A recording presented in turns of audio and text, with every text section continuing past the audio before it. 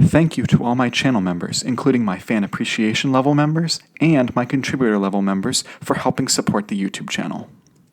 Hello, and welcome to my channel. My name is Jonathan Cohn, and today I have my book review of the book Modern Family, the untold oral history of one of television's groundbreaking sitcoms.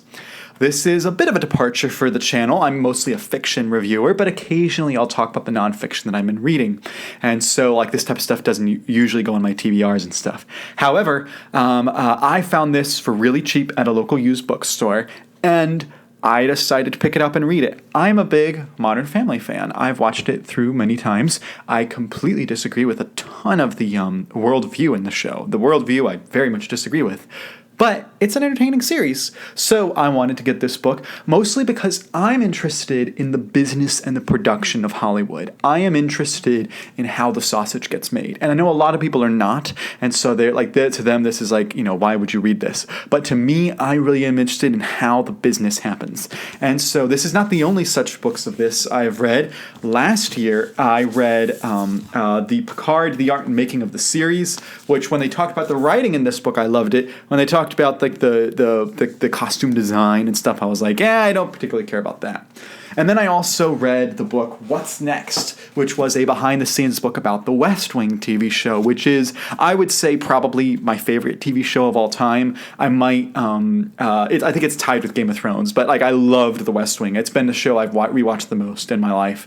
I've easily rewatched it 50 times or something. I'm not even exaggerating. So I love the West Wing. And so I read this book, and surprisingly, I have similar thoughts between these two books, despite the fact that this is a bit different structure.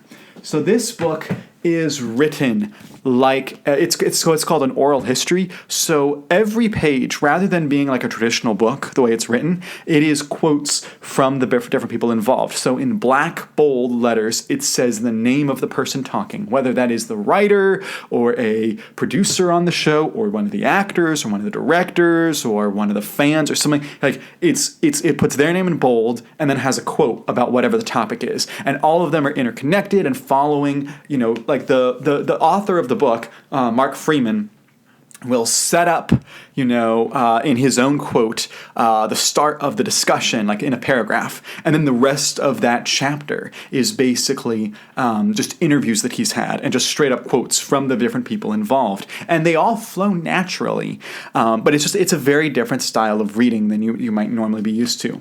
And so this book goes into all sorts of stuff, such as how did they do the casting for the show? How did they do the writing for the pilot? How did they come up with the idea? How did they convince the studio, ABC, to produce the show? How did they convince them to give them so much money for it? How did they convince audiences to come on over with the show? How did they hide the surprise of the interconnected families in the show? The book goes into the dysfunction of the writer's room, which was, to me, the most fascinating element of the book. Because, to me, when I watch Modern Family, it's a very even show. When I watch all the episodes, there are episodes I don't love as much, and there are certainly episodes I love more. And they do experiment every once in a while. But episode to episode, I never felt like it was different people writing the characters. It felt like it was all naturally flowing together, which is what you want to happen. But in reality, the writer's room was super dysfunctional because the two showrunners had completely opposite directions of how to do storytelling. And so they, from season 2 onward, split up the entire show and said, you do these even episodes, I'll do the odd episodes, and we're not going to work with each other. Their names still happened on the credits next to each other. They got credited as showrunners, but they never worked together on the scripts. And so you'd think that would result in huge dysfunction in the writing and poor writing. But surprisingly, the show has a pretty good writing record. So I'm just very impressed that happened with the show. And of course, as I said, I'm interested in the business of Hollywood. So seeing how they talked about getting the show in front of the upfronts and how they got the actors together and how they got Ed O'Neill to come on board despite the fact that he had to take a pay cut, and talking about how they had to convince the studio to let them use Sofia Vergara in this role and things like that. And I think that the end product of the show, at least, was well worth it. So it was a very interesting book in those senses.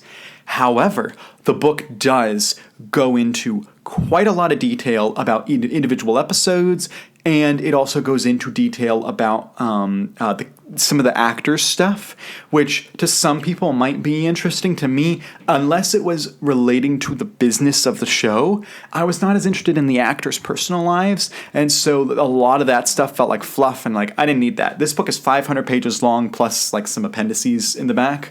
It did not need to be that long. They could have cut 100, 150 pages of this, really shortened it, focused it, honed in on the production, and I think it would have been much better. It's still emotional reading about the ending of the show and reading about the twists and turns that happen and how it affected people, but I do think that the book was a little bit bloated. So what I'd say is, if you're a huge Modern Family fan, if you've rewatched it multiple times and you're noticing things in the show, yeah, this might be the type of book you might enjoy. If you're like me and you like production and business of Hollywood, you might also enjoy this book because it does have tidbits of information on how the sausage is made and how the business works and things like that.